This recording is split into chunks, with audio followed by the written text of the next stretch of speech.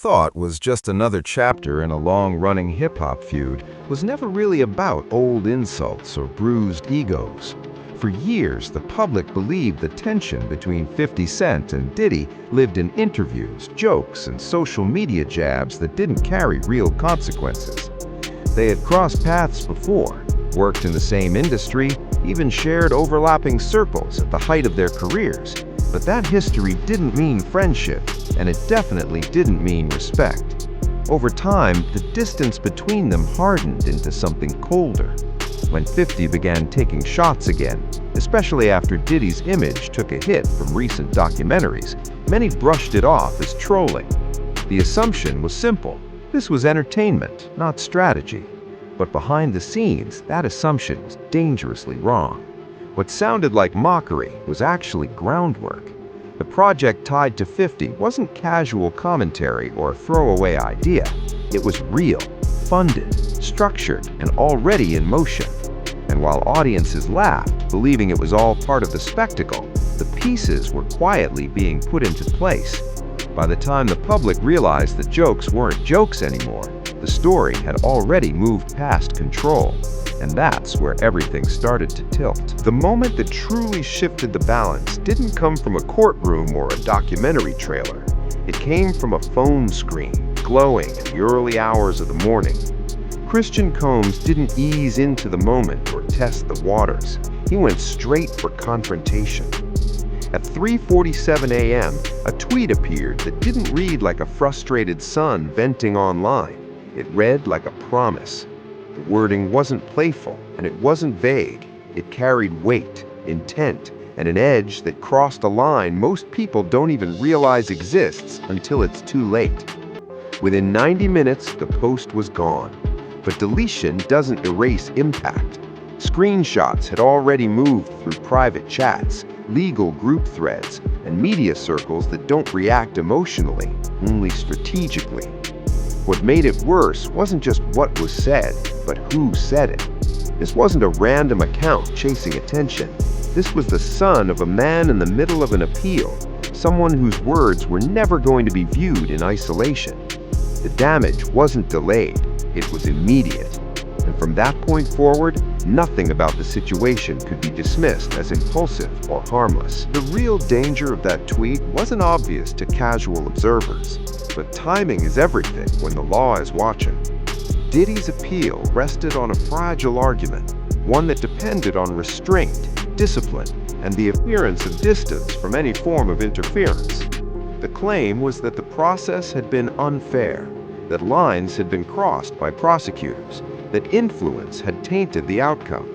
But when your son publicly threatens the very man responsible for amplifying damaging narratives, the optics collapse instantly. The tweet landed on the same day a response documentary was announced, supposedly designed to restore credibility and present clarity. Instead, it created the impression of chaos. Legal analysts didn't see coincidence, they saw contradiction. A family claiming persecution doesn't survive long when one member hands investigators fresh material to examine. The argument that this was all a misunderstanding began to sound hollow. Every One line in particular refused to fade, and that consistency shattered. The reference to a baby's laid out wasn't random. What followed wasn't outrage. emotional fillers. It was To people quiet familiar attention with the from deeper people layers trained of to the look for situation. patterns. It stood out immediately. It didn't fit the tone of defense or loyalty.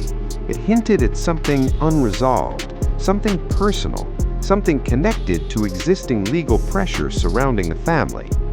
Teams on the other side didn't respond emotionally. They dissected it. Was it a provocation meant to trigger a response? Or was it a slip, an accidental acknowledgement of issues that had never been fully addressed? The ambiguity was the problem. Ambiguous statements don't protect.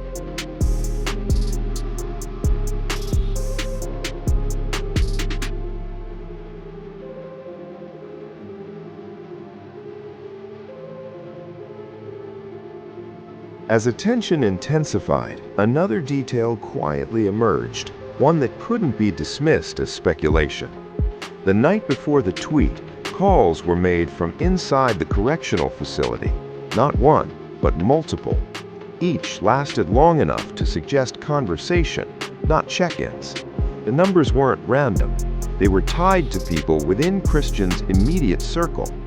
No one claimed to know what was said, and no recording surfaced.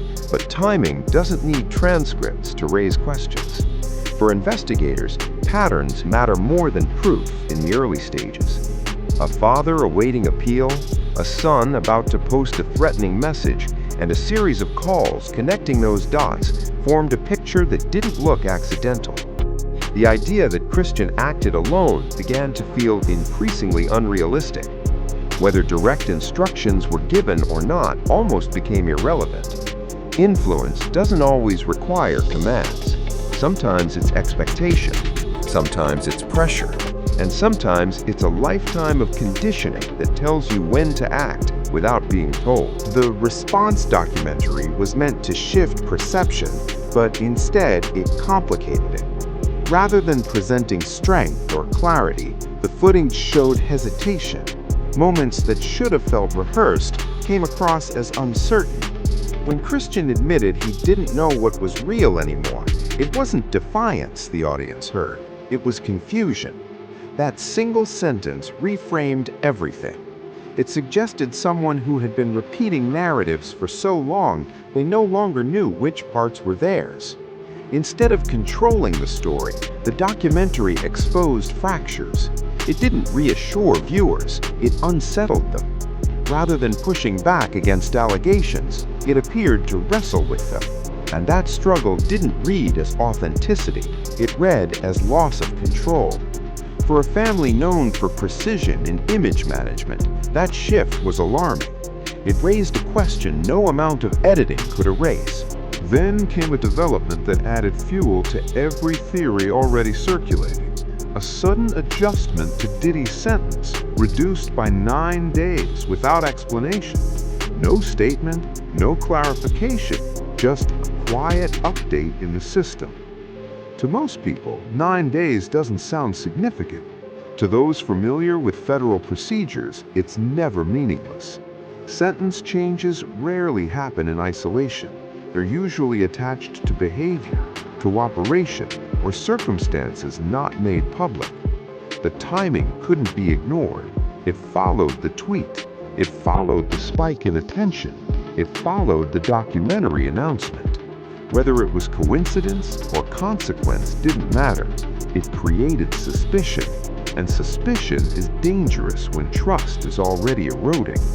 Instead of calming the situation, the adjustment deepened uncertainty. It made the public wonder whether deals were being discussed or if pressure was being applied behind closed doors. And once that thought took hold, it didn't let go. What speaks the loudest in situations like this isn't what's said, it's what isn't. After the tweet vanished, so did Christian. No posts, no clarifications. Justin followed the same path. The legal team stayed silent. Even 50s camp, usually quick to provoke, stopped talking. That kind of silence isn't confidence, it's calculation. It signals that everyone involved understands the stakes have shifted. This stopped being about image and became about survival. Patterns had formed, timelines aligned, and attention had moved away from spectacle towards structure. Investigators don't chase noise, they follow behavior. A son acting out of character, a father maintaining influence from confinement, a documentary that feels like preparation instead of defense, and a family retreating from the spotlight all suggest one thing. This wasn't the end of the story, it was the opening move of something far more serious. And once that realization settles in, the question isn't who will speak next, it's who's already talking behind closed doors.